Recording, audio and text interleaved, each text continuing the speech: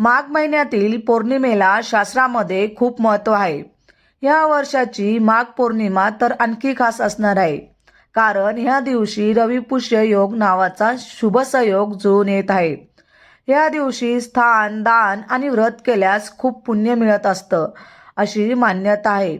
तर चला मग ह्या माघ पौर्णिमेची तारीख, पूजा करण्याची पद्धत, स्नान दानासाठी शुभ मुहूर्त आणि चंद्रोदय कधी होईल याबद्दल सविस्तर माहिती घेऊया. श्री स्वामी समर्थ. तुमचं सगळ्यांचं आपल्या चॅनलमध्ये मनापासून स्वागत आहे. माघ पौर्णिमेचं हिंदू धर्मात विशेष स्थान आहे. या दिवशी पवित्र नदीत स्नान करणं खूप चांगलं मानलं जातं. जे लोक पौर्णिमेचं व्रत करतात ते चंद्र उगवल्यानंतर चंद्राला अर्घ्य देतात. या वर्षी माघ पौर्णिमा खास आहे, कारण ह्या दिवशी रविपुष्य योग आहे. पौर्णिमेच्या दिवशी योग्य पद्धतीने पूजा व्रत केल्यास घरात सुख समृद्धी टिकून राहते.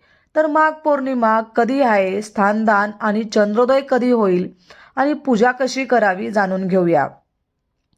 माघ महिन्यातील पौर्णिमा तिथी 1 फेब्रुवारी रविवारी सकाळी 5:53 सुरू होईल. ही तिथी 1 फेब्रुवारीच्या मध्यरात्रीनंतर 3:39 संपणार आहे. शास्त्रानुसार जेव्हा पौर्णिमा तिथी प्रदोष काळात येते तेव्हा त्या दिवशी पौर्णिमेचे व्रत केले जातं. त्यामुळे 1 फेब्रुवारी रोजची माघ पौर्णिमेचे व्रत, स्नान आणि दान पुण्य केलं जाईल. विशेष म्हणजे ह्या दिवशी रविवार आहे आणि पुष्य नक्षत्र असल्यामुळे रवी पुष्य योग नावाचा शुभ संयोग देखील तयार होत आहे. स्नान आणि दान करण्यासाठी सकाळची वेळ खूप चांगली आहे.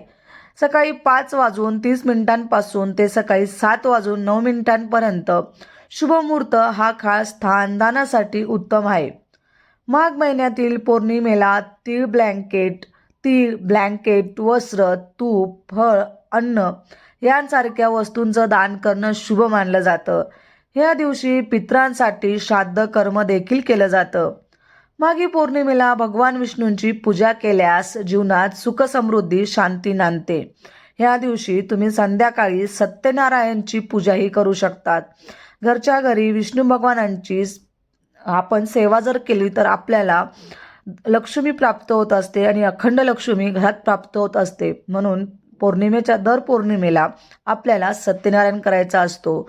तुम्ही त्या दिवशी विष्णू सहस्रनामाचीही करू शकतात, सेवा करू शकतात. श्रीसूक्तचं तुमच्या घरामध्ये जर श्रीयंत्र असेल तर त्याच्यावरती तुम्ही 16 वेळा श्रीसूक्त म्हणून कुंकुमार्चन करू शकतात.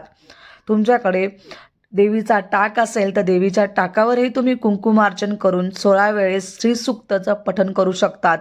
शक्य नसेल तर तुम्ही एकदा तरी श्रीसूक्तचं पठण करून कुंकुमार्चन करू शकतात.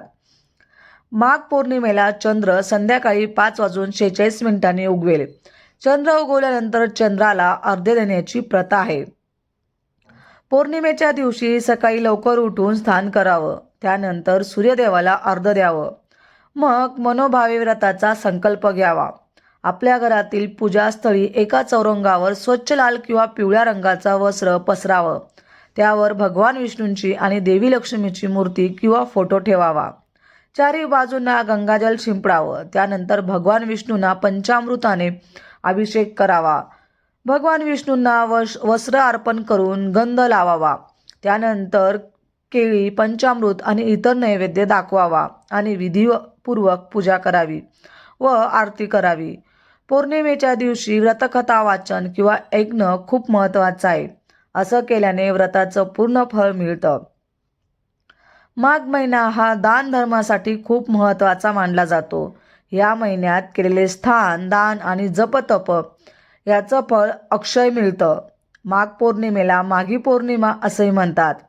या दिवशी पवित्र नद्यांमध्ये स्नान करणं, विशेषतः गंगा नदीत स्नान करणं खूप पुण्यकारक मानलं जातं. जर प्रत्यक्ष नदीत स्नान करणं शक्य नसेल तर घरात आंघोळीच्या पाण्यात गंगाजल मिसळून स्नान केलं तरी चांगलं फळ मिळतं. या दिवशी भगवान विष्णू आणि माता लक्ष्मीची पूजा केल्याने घरात धनधान्यांची कमतरता राहत नाही आणि सर्व मनोकामना पूर्ण होतात, अशी मान्यता आहे.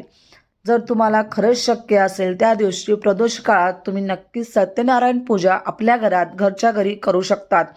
ज्या घरामध्ये विष्णू भगवानांची सेवा केली जाते त्या घरामध्ये कोणत्याही गोष्टीची कमतरता पडत नाही. माता लक्ष्मी त्या घरात नेहमी प्रसन्न राहते आणि अखंड लक्ष्मी प्राप्त करत असते.